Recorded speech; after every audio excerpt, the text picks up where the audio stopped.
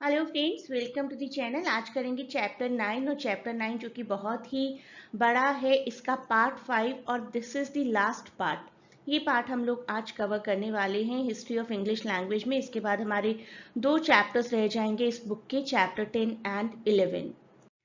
Playlists के बारे में आप जानते ही हैं, जितनी भी बार आप वीडियोस देखेंगे एमसीक्यू वीडियोस भी इंक्लूडेड हैं इनमें, तो उतने ही चांसेस आपके इंक्रीज हो जाएंगे इस एग्जाम को क्रैक करने के। पिछले वीडियो के एंड में हम मेथड्स ऑफ अप्रोच डिस्कस कर रहे थे, जिसमें 3 अप्रोचेस थी। किस किस बेस पर लैंग्वेज में चेंज की जरूरत है, that is reason, etymology and example of Latin and Greek were given. और एक नया रीजन निकलकर सामने आया जिसको पॉपुलराइज किया जॉन ह्यूज ने अपनी बुक ऑफ स्टाइल में, जिसमें उन्होंने कहा कि जनरल एक्सेप्टेशन अगर हो गई है तो that is the biggest standard. अगर लोग किसी चीज को मानने लगे हैं, समझने लगे हैं और एक तरीके से इस्तेमाल करते हैं, तो that is the most important criterion of the language and that is what usage. अब बात करते हैं कुछ और पॉपुलर स्टेट्समैन, जैसे कि चेस्टरफील्ड ने क्या कहा लैंग्वेज के बारे में। Every language has its peculiarities. हर लैंग्वेज की अपनी अपनी स्पेशलिटीज होती हैं, चाहे वो थोड़ी अजीब ही हो। They are established by usage, and whether right or wrong, they must be compiled with.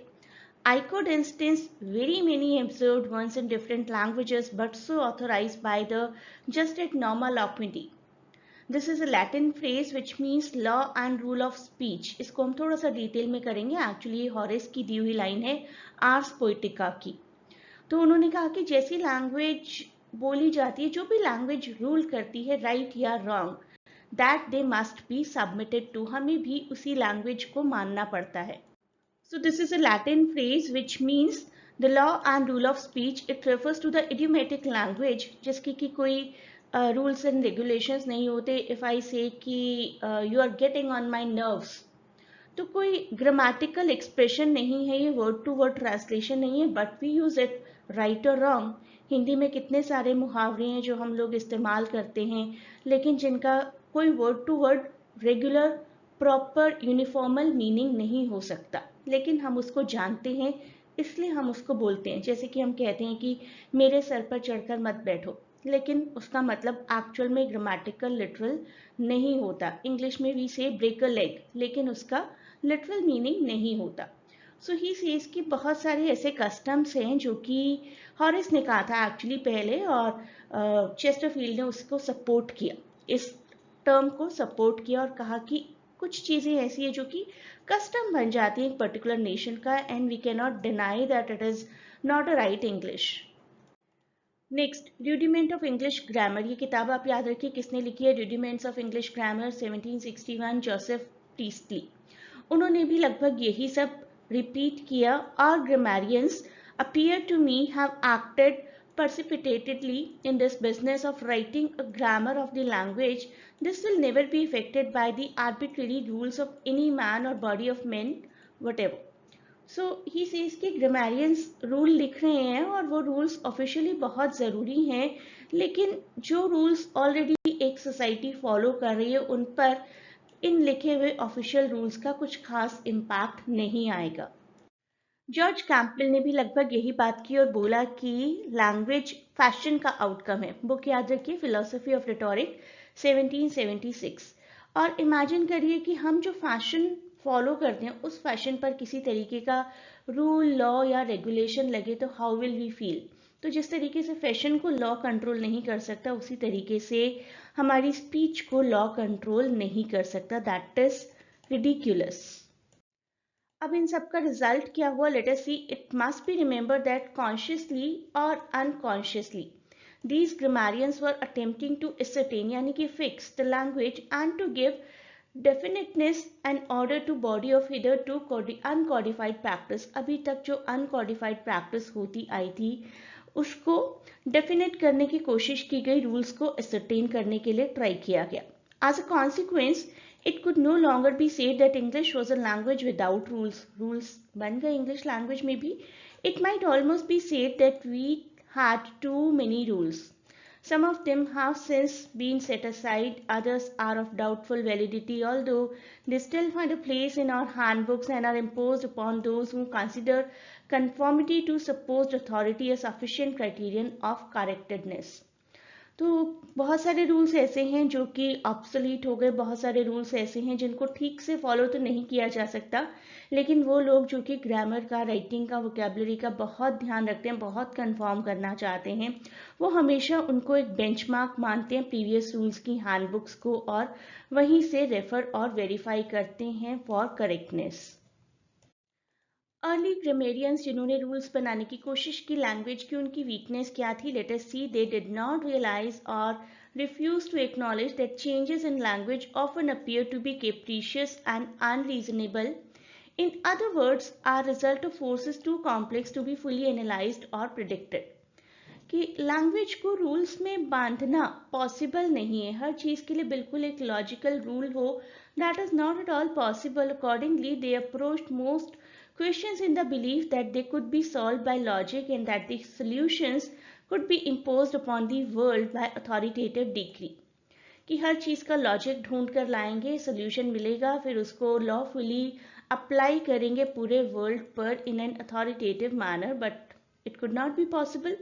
Thus, as Noah Webster pointed out, every time they refused to base their statement on the fact of current use, they were also refusing to preserve an agreement between books and practice and were contributing very much to create and perpetuate differences between the written and spoken language. बहुत सारी ऐसी चीजें हैं कि writing में तो हम लोग फॉलो कर लेते हैं considering it a rule, but speech में फॉलो नहीं कर पाते हैं, तो राइटिंग में और स्पीच में डिफरेंस आना शुरू हो गया. ऐसी ही वीकनेसेस वोकेबलरी में भी फील की जा रही थी. कुछ लोग प्योरीफाई करना चाहते थे लैंग्वेज को, कुछ वर्ड्स को हटाना चाहते थे, कुछ नए वर्ड्स को इंक्लूड करना चाहते थे.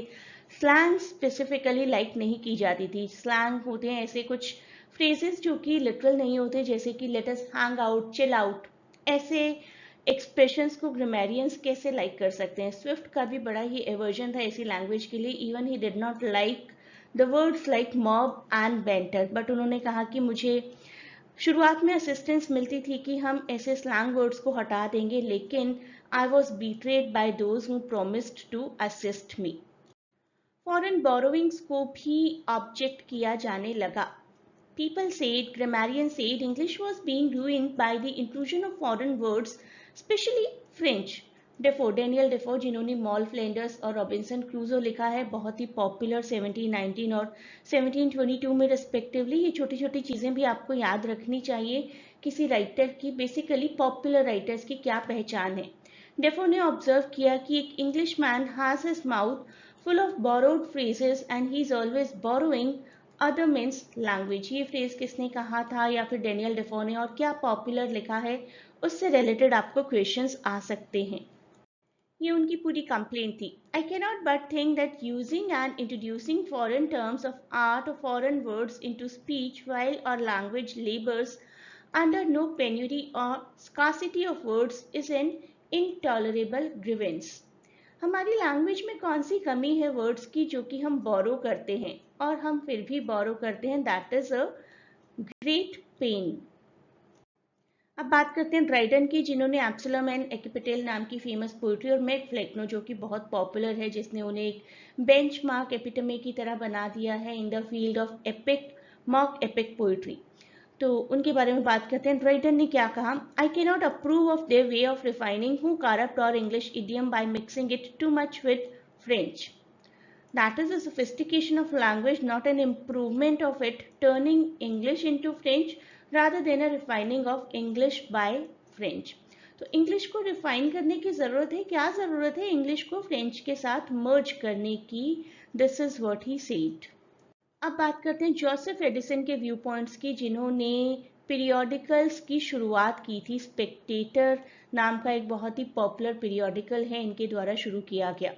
In 1711, Edison wrote in Spectator, अपने periodical में ही लिखा, I have often wished that as in our constitution there are several persons whose business is to watch over our laws. हमारे constitution के हिसाब से बहुत सारे लोग हैं जिनको कि कानून से related rule बनाने चाहिए. or liberties in commerce, certain men might be set apart as superintendents of our language. कुछ लोगों को उसी तरीके से language को रिफॉर्म करने के लिए अपॉइंट नहीं किया जाना चाहिए. To hinder any word of a foreign coin from passing among us, and in particular to prohibit any French phrases from becoming current in this kingdom. हम इंग्लिश हैं, फ्रेंच वर्ड्स पर लगाम लगाई जानी चाहिए when those of our own stamp are altogether as valuable. हमारे words भी उतने ही वैल्यूएबल हैं, हमारे पास भी वोकेबलरी का एक भंडार है. Even quite late in the century, Campbell could say, nay, our language is in greater danger of being overwhelmed by an inundation of foreign words than of any other species of destruction. Right. So Campbell जिनकी बात हम पहले भी कर चुके हैं, उन्होंने भी कहा कि हमारी लैंग्वेज पर बड़ा ही खतरा आया हुआ है और डिस्ट्रक्शन हो जाएगा इतने सारे फॉरेन वर्ड्स को अगर इंक्लूड किया गया. बहुत से ऐसे बोरोड वर्ड्स हैं according to even Oxford English dictionary जो कि आज भी परमानेंट यूसेज में हैं, जैसे कि इनमें से कुछ वर्ड्स मैं पढ़ रही हूँ: ballet, brunette, canteen, concierge, coquette. So many words indicate कितना यूज किया जाता है. इस नाम का तो हमारा बैंक भी है. Most of these are words that we could ill afford to lose, and time has again done the sifting and clearly done it well. तो एडजस्टमेंट हुई है और अच्छे से हुई है, इतने अच्छे से कि हम लोग जानते भी नहीं है कि ये बोरोड वर्ड्स हैं.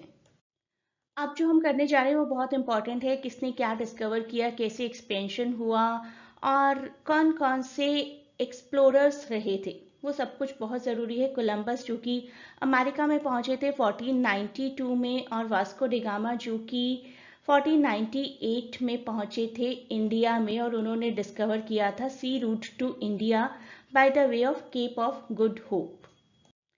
English people started their settlements at Jamestown and Plymouth, and this was the beginning of the process of colonization of North America. कौन सी दो प्लेसेस के साथ सेटलमेंट शुरू हुई थी, that can be a question. साथ ही साथ फ्रेंच सेटलमेंट्स भी शुरू हुई थी. French settlements begin in Montreal, Quebec and on Saint Lawrence and then pressed vigorously to the west and south towards the Great Lakes and Gulf of Mexico. तो English और French settlement साथ साथ होनी शुरू हुई थी पूरे ही वर्ल्ड में. ईस्ट इंडिया कंपनी के बारे में तो आप सबने सुना ही होगा, and it was established in India in 1600.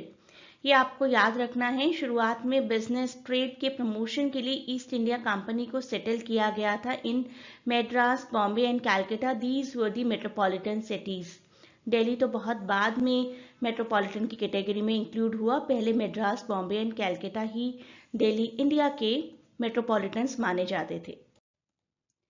In the reign of King Louis XIV, the French form similar settlements not far from Calcutta and Madras.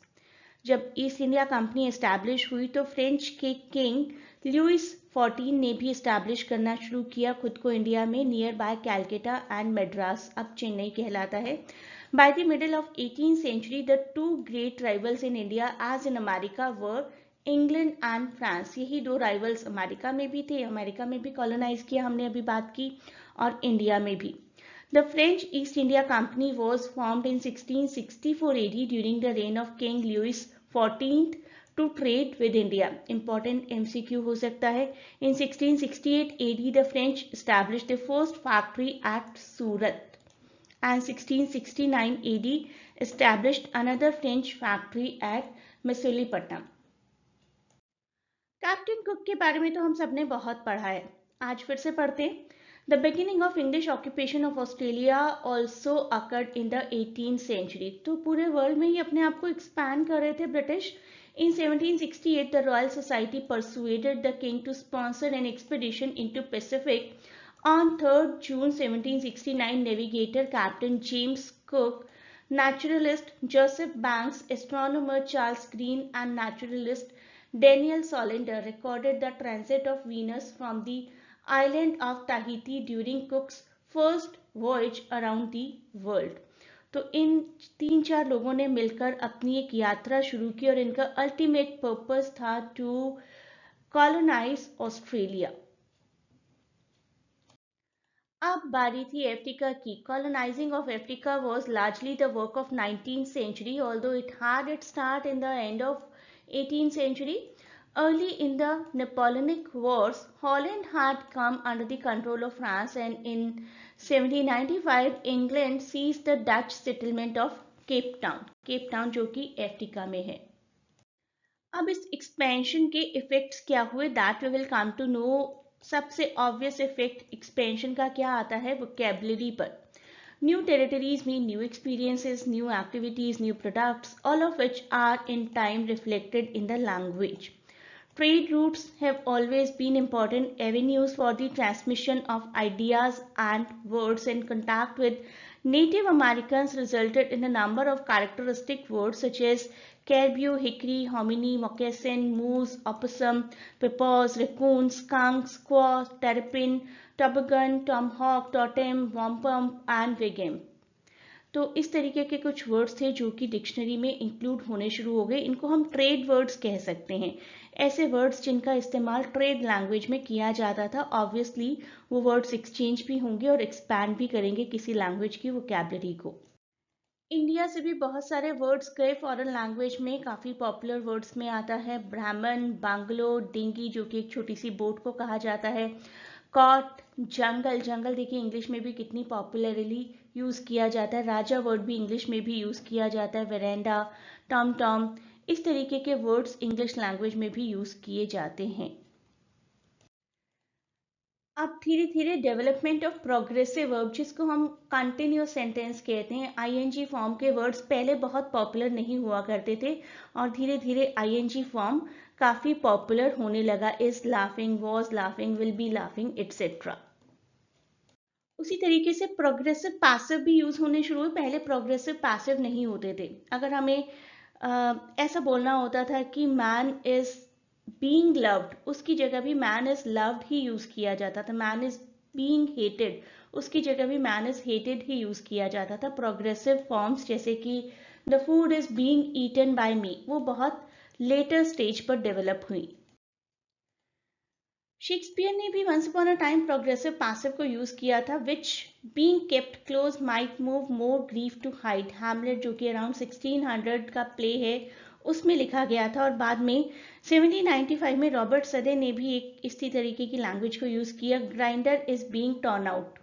Right, पूरा फ्रेज अलग से याद रखने की जरूरत नहीं है, सिर्फ एक एग्जाम्पल है प्रोग्रेसिव पैसिव का। और इस तरीके की लैंग्वेज को फिर रिकॉग्नाइज भी किया जाने लगा धीरे धीरे after 1802।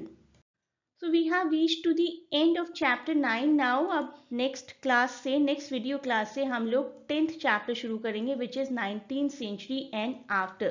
And the first topic will be influences affecting the language. ऐसे क्या क्या फैक्टर्स थे जो कि लैंग्वेज को 19th सेंचुरी में अफेक्ट कर रहे थे। नोट मेकिंग में बार बार स्ट्रेस करती हूँ आप सबको, नोट मेकिंग जरूर करिए और हैंड रिटन होनी चाहिए। Do not try to get PDF from here and there. PDF होती है ना, वो पाइलअप होती चली जाती है। नोट मेकिंग होगी जो कि आप एटलीस्ट वन टाइम तो अपने एफर्ट्स के साथ करेंगे, दैट आई एम श्योर। और जब इतना एफर्ट कर ही लिया होगा तो आपका फिर बाद में मन करेगा कि उसी मेहनत को रेफर किया जाए, अपने नोट्स को रेफर किया जाए, and that really will be fruitful. आप लोग याद रखेंगे कि मैं आपको बार बार स्ट्रेस करती थी, नोट मेकिंग करेंगे तो आपका एग्जाम जरूर क्रैक हो जाएगा। और जिसने भी नहीं किया है, टेलीग्राम चैनल ज्वाइन करिए जहां पर हम लोग रेगुलर एमसीक्यूज की प्रैक्टिस कर रहे हैं। एक दिन पहले मैं आप लोगों को टॉपिक और वीडियो दे देती हूँ कि इस वीडियो का कल टेस्ट होगा, and next day I conduct small test of that same topic. Playlist के बारे में दोबारा बता रही हूँ, अच्छे से प्लेलिस्ट को देखिए और क्रोनोलॉजिकली सभी वीडियोस अरेंज है, उनके हिसाब से अपनी प्रैक्टिस करते चलिए। And a great good luck. Next class से हम लोग चैप्टर 10 शुरू करेंगे, the 19th century and after. और पिछले 2-3 चैप्टर्स जो हैं, चैप्टर 7, 8, 9, ये बहुत बड़े चैप्टर्स थे और इसी वजह से मल्टीपल वीडियोस की क्रिएशन हुई इनके लिए, क्योंकि सिर्फ शॉर्ट में करके कोई फायदा नहीं है, डिटेल में करेंगे तभी आपको बेनिफिट होगा। And very soon we will start with the MCQs of history.